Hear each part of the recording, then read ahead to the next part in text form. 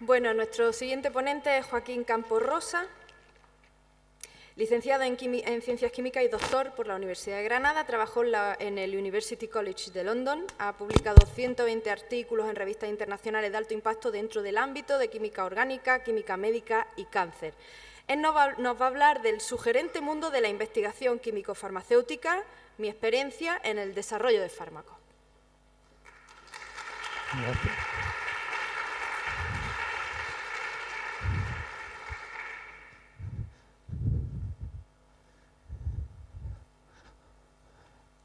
Buenos días a todos. Muchas gracias por esta posibilidad de compartir mis inquietudes y sobre todo hacer transparente, hacer más visible el larguísimo proceso que tiene el desarrollo de un fármaco que normalmente pues no llegamos nunca a pensar en ello. Cuando vamos a una farmacia y nos encontramos con un fármaco que es carísimo, pues realmente yo creo que después de la pequeña charla de hoy yo creo que quedará evidente el porqué de esos altos precios.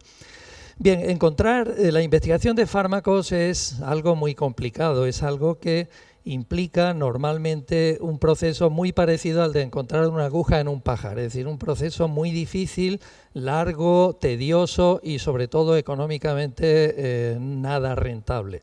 Entonces, nuestro papel como químicos farmacéuticos es intentar mejorar, optimizar este proceso para hacerlo lo más barato y, por lo tanto, más asequible. De manera que yo voy a intentar explicar desde lo que hacemos en un laboratorio de química orgánica o química farmacéutica con estos matraces, en principio sucios, con mezclas de reacciones, qué es lo que hay que hacer para llegar a establecer pues depositar un fármaco pues en una farmacia. Esta diapositiva que tengo aquí es quizá la más importante porque es la que resume fundamentalmente toda la complejidad, todo lo caro y todo lo complicado que es el proceso. Como podéis ver, esto es un proceso que consume mucho tiempo y, por supuesto, dinero. De manera que se parte aproximadamente de unos 50.000 compuestos y estos compuestos se van, como si fuese un embudo, van superando, unos sí, otros no, van superando una serie de controles y al final, pues en este proceso que suele durar aproximadamente la mitad, unos 10 años, pues llegamos a 6 candidatos y estos 6 candidatos en unas fases clínicas pues realmente llegan al establecimiento de un solo fármaco que llega a una farmacia, es decir, para acceso del público en general. De tal manera que este proceso global suele durar aproximadamente 20 años y todo el proceso cuesta unos 800 millones de dólares, 800 millones de euros aproximadamente. De manera que esta primera fase es la fase preclínica. Ahora iré concretando un poco más en cada una de estas fases. Y después tenemos las fases clínicas, que es el proceso evidentemente más caro y más complicado. Si se van superando todas estas dificultades, pues al final tendremos el fármaco para utilización a nivel de público. Entonces, hay una cosa interesante y es que a lo largo de los años la inversión de la industria farmacéutica en la investigación del desarrollo de fármacos ha ido creciendo de esta manera, siempre va creciendo y sin embargo el número de fármacos nuevos, sin embargo, pues no ha seguido la misma tendencia. Aquí tenemos una situación extraordinaria en el año 96, estos son bases americanas, donde sí, efectivamente, en ese año, pues aproximadamente 44 nuevas entidades llegaron a la farmacia, pero eso fue una situación extraordinaria, realmente no ha seguido esa tendencia y podemos decir que el resultado no puede ser más desmoralizador, es decir, mucha inversión y poco rendimiento. Entonces, ya he dicho antes que un fármaco puede costar aproximadamente, hay mucha discusión con respecto a esto, pero podemos establecer como valor medio 800 millones de euros, de tal manera que 800 millones de euros de lo que cuestan 3 maravillas de la técnica como este Airbus A380. De manera que es evidente que hay muchísimo esfuerzo, muchísima inversión, muchísimo trabajo y por lo tanto esto se refleja en la el altísimo dispendio económico que hay. En la etapa del desarrollo que he explicado anteriormente voy ahora quizá a puntualizar un poco más para tener la visión pues lo más panorámica posible. Vamos a hablar en primer lugar de una fase preclínica. La fase preclínica es lo que hacemos nosotros en las universidades. Yo soy profesor de la Facultad de Farmacia de Granada y es lo que hacemos nosotros tanto en las universidades como en el Consejo Superior de Investigaciones Científicas. De tal manera que estos se preparan los compuestos de acuerdo con una estrategia que aquí no puedo explicar, pero en definitiva esos compuestos hay que ensayarlos, hay que demostrar su eficacia a nivel in vitro, es decir, con cultivos celulares, ahora comentaré algo más esto, y con modelos animales pequeños, es decir, con ratones, hay que demostrar la eficacia a este nivel. De tal manera que cuando uno ya tiene ese dossier, esa información, y después hay que hacer ensayos de ADME, de absorción, distribución, metabolización y excreción, pues entonces uno ya tiene la información preclínica oportuna que va a permitir ya pasar a la segunda fase, que es la fase más cara, que es la fase clínica. En la fase clínica pues tenemos 4 etapas distintas, básicamente son 3, pero después hay una cuarta que se puede hacer o no se puede hacer. En la fase primera realmente lo que se va a estudiar es el efecto del fármaco que hayamos seleccionado, pero sobre pacientes sanos. Esto es muy importante, de tal manera que no se tratan todavía con enfermos. Yo, por ejemplo, me dedico fundamentalmente al estudio del cáncer y entonces se estudiarían con individuos sanos, que evidentemente son individuos que cobran un dinero porque se ofrecen para este tipo de estudios. Entonces aquí realmente, como no estamos tratando con enfermos, lo que se trata es de estudiar básicamente la dosificación y sobre todo la seguridad. Ahí no hay nada de estudios de eficacia y sobre todo empiezan a establecerse los estudios de dosificación y si hay o no efectos secundarios. El número de personas puede ser menos de 100, aproximadamente 80 voluntarios, y si se pasa esta fase 1, pues se pasa a la siguiente fase, que sería la fase 2. En la fase 2 ya sí que tenemos ya enfermos con la enfermedad que tratamos de combatir.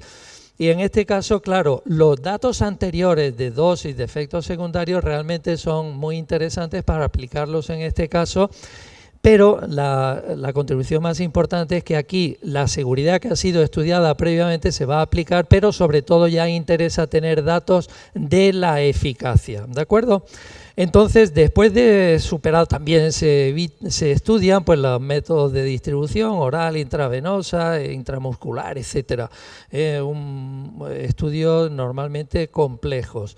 En la fase 3, la diferencia es que en la fase 3 se aunan los criterios de seguridad y de eficacia anteriores, pero sobre todo el número de pacientes se hace mucho mayor. Normalmente se hace un estudio de tipo multicéntrico, estudios que por supuesto se puede entender que son realmente caros, donde hay pues muchos hospitales implicados, ¿de acuerdo?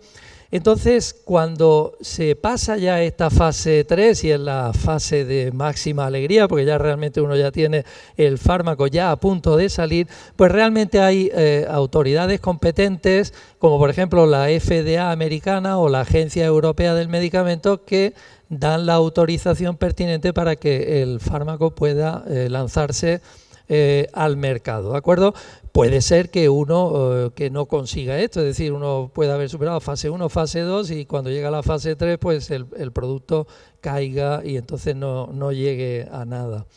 Hay también una fase 4 y esta fase 4 realmente es una fase donde se estudian pues a lo mejor un subgrupo específico de la enfermedad, concretamente dentro del cáncer un tipo de cáncer y por supuesto Se pueden estudiar otras indicaciones que no se habían planteado en un principio y, por supuesto, el efecto de la toxicidad siempre se está estudiando. Hay que acordarse del famoso, desgraciadamente, el recuerdo desagradable de la talidomida, que todavía tiene consecuencias. Bueno, pues hay fármacos que demuestran que efectivamente son tóxicos al cabo de 30 o 40 años, de manera que hay que seguir manteniendo ese estudio. Entonces, nosotros como químicos orgánicos o químicos farmacéuticos, pues realmente lo que tenemos que hacer es diseñar las estructuras, diseñarlas primero y después llevarlas a cabo. Tenemos que llevar la síntesis, para esto hay que hacer un proceso de estudio profundo, hay que leer muchísimo, hay que estudiar las condiciones para optimizar el procedimiento, porque no solamente se trata de llegar al fármaco, sino de la manera más económica posible, sin efectos, sin sustancias secundarias que hacen que la purificación sea más difícil y, por supuesto, más cara. Este es un proceso que tarda meses y años. Normalmente estos estudios pues se hacen en forma de tesis o, en principio, con estudios de investigadores postdoctorales cuando uno ya tiene un campo bastante desarrollado. Cuando uno parece que tiene el compuesto, bueno, pues esto sería motivo de otra charla. Hay que caracterizar la estructura, hay que purificarla, hay que demostrar con técnicas que son muy caras, muy específicas y que en base a la información de 3, 4 o 5 técnicas uno llega a asegurar que la estructura la tiene. Y no solamente eso, sino que cuando uno tiene la estructura, normalmente la parte biológica, ya sean médicos, biólogos, bioquímicos, pues normalmente te dice, oye, mira, Joaquín, que es que nos hacen falta mañana mismo 3 gramos o 4 gramos para inyectarlo a ratones.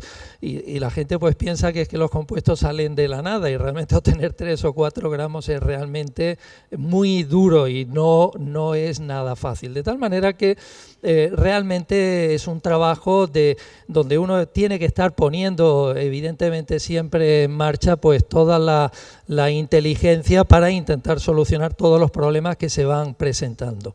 En la experimentación, en la fase preclínica, normalmente los ensayos se hacen con células y tejidos porque el coste es pequeño y nos dan bastante información. Realmente también hacen falta ensayos con animales que son fundamentales para el desarrollo de un fármaco y normalmente pues se utilizan ratones, que por cierto estos ratones, dependiendo de cómo sean, pues te puede costar un ratón 150 euros cada uno. Si uno tiene que utilizar 30 o 40 euros, pues tiene 30 o 40 ratones, pues ya sabe el proceso, lo carísimo que es. Cuando vienen por ejemplo, de Bruselas, un tipo determinado de ratones, pues tienen que ir a Barcelona, están en un hotel la noche y por la mañana siguiente vienen en avión aquí, de manera que tienen unas condiciones totalmente extraordinarias. Yo quisiera ya terminar simplemente diciendo que este es un campo enormemente atractivo. Yo estoy enamorado de mi trabajo y en donde yo creo que este dibujo representa muy bien esquemáticamente la idea de lo que hay que hacer. Este chico que se hizo famosísimo hace unos 10 años, la madre le hizo esta foto en una playa de California donde demuestra una fortaleza enorme. Esa es la fortaleza que tiene que tener cualquier investigador y después también es muy importante la situación, el éxito en la vida no está tanto en vencer siempre, sino en no darse por vencido y en este sentido los bebés nos representan un modelo donde a pesar de caerse ellos siguen todavía intentando vencer la dificultad. A medida que vamos creciendo vamos siendo cada vez más cobardes y este echarse para adelante realmente lo vamos perdiendo. Pero yo quisiera mostrar una visión optimista y por supuesto expresar esta idea de que es un campo enormemente bonito y atractivo y donde se puede hacer mucho y queda muchísimo por hacer. Muchas gracias.